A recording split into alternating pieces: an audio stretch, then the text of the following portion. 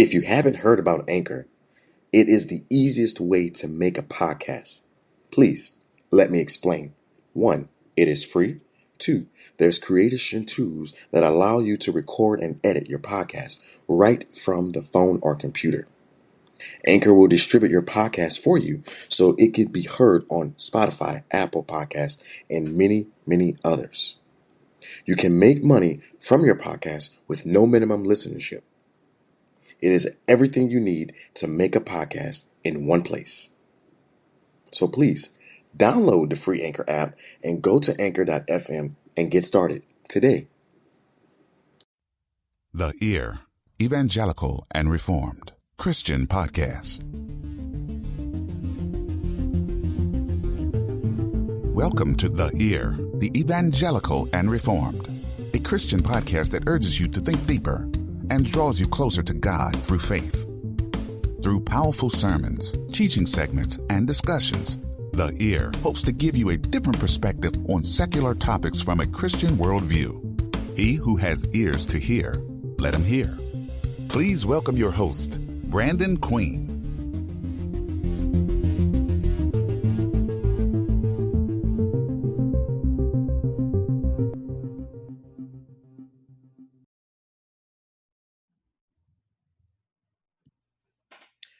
Well, good morning, podcast world, and welcome to yet another episode of The Ear. And I am actually excited to bring to you finally our first online version of this podcast. The audio version will be posted later this week, but I'm going to have this one posted as soon as we're done. So again, we have the author of the book with us, Mr. Joe Barnard. I don't have a copy of the book in front of me to show it, but the name of this podcast series is called The Way Forward, and it is a Bible study for men. So I am excited about being able to have this Bible study with you guys and actually, talk about God in a biblical way and how we can move forward. So how you doing, Joe? Doing great. Feeling a little bit isolated, but so is everybody else. So it's a great time to have a little bit more time before the Lord in prayer and with family. So. Hey, amen. Now, I got your email. Tell me about this police officer, man. Yeah, no, it was great. Listening to, or I got a phone call from a friend who's been listening to the podcast and been enjoying it, and with I think some other guys he's sharing it with, a Bible study he leads. So it's always exciting, when anything you do, you find out that God wants to use it. So, there's at least a few guys listening in. Awesome. I love it. Now, you said something about a guy in North Scotland. Is that the guy or? No, that's a different person. So again, I was a pastor up in the north of Scotland for almost 10 years. And so still have a lot of connections up there. And there's some guys who are also in their homes, but listening in. So your podcast is crossing oceans. Yes. I love to hear that. Pretty good I'm not really one on statistics, but I love it when people from other countries listen into the podcast. It means a lot to me, obviously. Now, I'm going to share the screen because that's the one thing I love about Zoom. I'm going to see if I can find a picture of the book because I want people to actually see the book. And want me to show it? Yeah, if you can, if you have it. I got it right here. So there you go. There's the book. There's the book. Sweetness. All right. So if I'm not mistaken, we are on week 3, correct? That's right. And what is the title of hold on, I got it.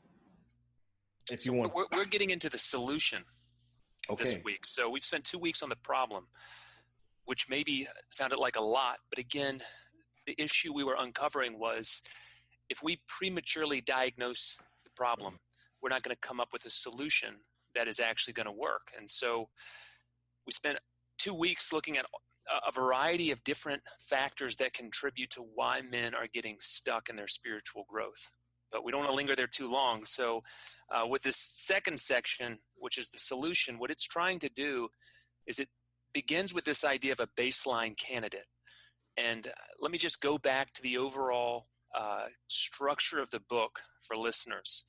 this book, it's meant to be an itinerary, not a map in the sense of telling you everything about discipleship, but it's meant to do three things for men: tell them where they are, where they need to be, and how to get from A to B. And so this solution, we're looking at, okay, what is the candidate for growth? In other words, what do guys look like that are growing? Can we reduce it to some traits that are perhaps more significant than other things, and not just disciplines, or not just like things to do, but actually conditions within, internal conditions even, that traits that characterize the men that aren't yet necessarily mature, but the guys that are headed that direction. Nice. Now, you titled the first week 3. Actually, I'm going to do a recap real quick. So week 1 was the surface of the problem. And then week 2 was the depth of the problem. All right. So you're right. We talked about the problem. So week 3 is called Men Need Captivation. And it's starting to work on the solution or the ideal candidate for growth. So Men Need Captivation. Why that title? Yeah. So this is the first trait we're describing that, again, you see in the guys that are growing. And what I mean by captivation is guys that have been fiercely gripped by a love of something. And so, when all of a sudden you see that something has supreme worth, that it has exceeding value, it's more significant than other objects you could pursue. Okay. That's the condition we're describing. In a sense, it's the opposite of a balanced life. So often in the modern world, people want their life to be balanced. What they mean by that is, they want to hold up 7 or 8 things that are all kind of comparative worth and give each its place. What I want to say is that actually with discipleship, there's something very different, that we want something more radical. And it's when that all of a sudden you see that there's a sun, right? And everything else is a candle compared to that sun. And when you see its light, when you feel its warmth, when all of a sudden it reveals real beauty, the beauty of holiness, as the psalmist says, then all of a sudden your heart's gripped by something, and your life begins to be this journey to go get closer, learn more, participate in more deeply. So that's what we're describing with this idea of captivation. Nice. I like it. All right. So as we're getting into the second part of the book, which is called The Solution, what do you mean by solution? What's your purpose for the meaning of, what do you mean by solution? Sorry. Yeah. So my assumption with all men's discipleship is that this is a toxic environment. So what is it going to take for men to grow up? My theory is, look, it's not going to be enough to just do a Bible study. It's not going to be enough, any small tweaking. There's something more radical. And so what we're talking about is there are multiple traits that men need to be cultivating. And the first of these is this idea of captivation. Now, in the third part of the book, we'll get to the how. So right now we're in the what. What do guys need? And we'll get to the how they can actually invest in these traits. But right now we just need to think, okay, so what's the picture look like? Again, not the picture of ultimate maturity or perfection, just what do guys that are on this road of growth, what are the traits that define them? Interesting. I like it.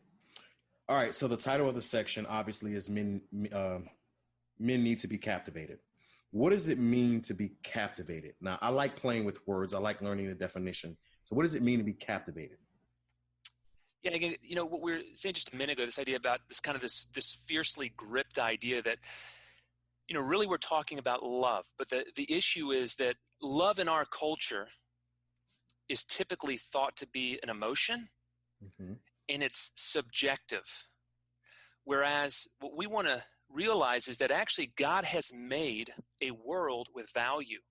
But even more than that, God himself has infinite value. Mm-hmm. When you see something that has value, what happens is it generates a response, and that's love. And so with captivation, when guys behold something that in and of its own self has real genuine worth, and the biblical word for this is glory, weightiness, then the response is all of a sudden the eyes of their hearts are opened. They see something that is infinitely lovely or worthy of their love, and that begins to generate something much deeper than emotion. It might cause emotion to surface, but it's a bedrock deeper than the emotion itself. And so, a picture of this is, when you fall in love, that image. But the truth is, when someone is in love, that's every husband knows it's not just emotion, right? It's something much deeper than that can generate all kinds of feelings. But even when those feelings are absent, the love is still there. And that's what we want to say with God. The same is true, that we've seen something that has generated a deep thirst and passion. And we may not always feel the excitement, but nonetheless, beneath our actions, beneath our desires, is this just hunger to know and draw near to God. All right. Now, drawing near to God for some people could be done in a different way, obviously. For me, it's more of meditation, more of reading the scriptures and stuff like that, which brings me to my next question, and it's on the culture. So in our culture, people tend to think of love as an emotion. They don't, definitely an emotion. Oh, I'm in love, with the googly eyes or whatever. But I think you mean something different. And I would like you to describe what you mean when you talk about love. Yeah, and again, that's what I think that vision is the picture we need to think about, that there is something that you see that's outside of you. And it's a sight, again, that where you see that there's something in reality that has innate worth. And that's what, when we're talking about God, we're talking about, infinite holiness, glory, love, these things that we can't get a taste on these things without it transforming us on the inside. And so that's what we're driving toward, is that guys, again, that they need to actually gain the kind of vision of God that we get through the scriptures, both of his holiness and of his love. And that these two things have this capacity to turn the heart inside out and in a different direction. Perfect. So one subsection of the chapter is labeled "The Objects That Captivate the Eyes of the Heart," which I find very interesting.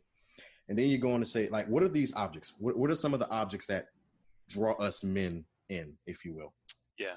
So, we all know that in the world, there's all kinds of stuff, right, that just grabs us.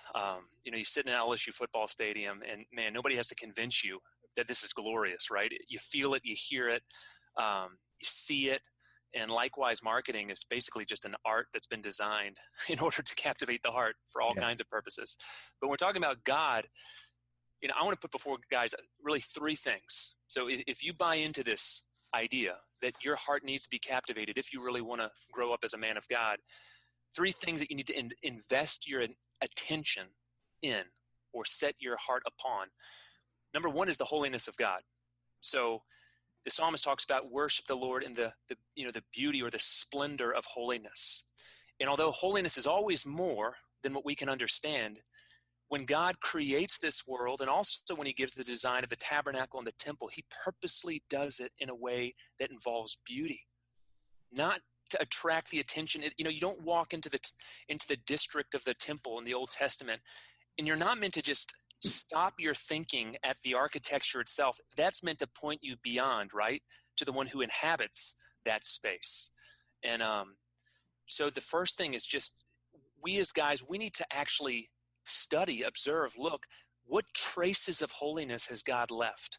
How can we lead these back to the source itself? And what happens when, for example, you read Isaiah 40 and you're discovering that, the universe, God measures it with the span of his hand, that the ocean, he can put it in his palm, that he's the one who's numbered and named all the stars. Like, if that doesn't begin to just explode your mind and your heart, you've missed the text. So that's one thing, the holiness of God. Here's a second, which is Jesus, his person, his works. If you look at John's gospel, what's really special about John's gospel is John is allowing us to, see the glory of God as revealed in the Son of God. And the whole, the miracles that he's picking out, we're getting to get closer to getting to see the God who dwells in inaccessible light. We're getting to see him through the figure and the person of Jesus. And that climax is right with the cross. And, Edwards and many other great spiritual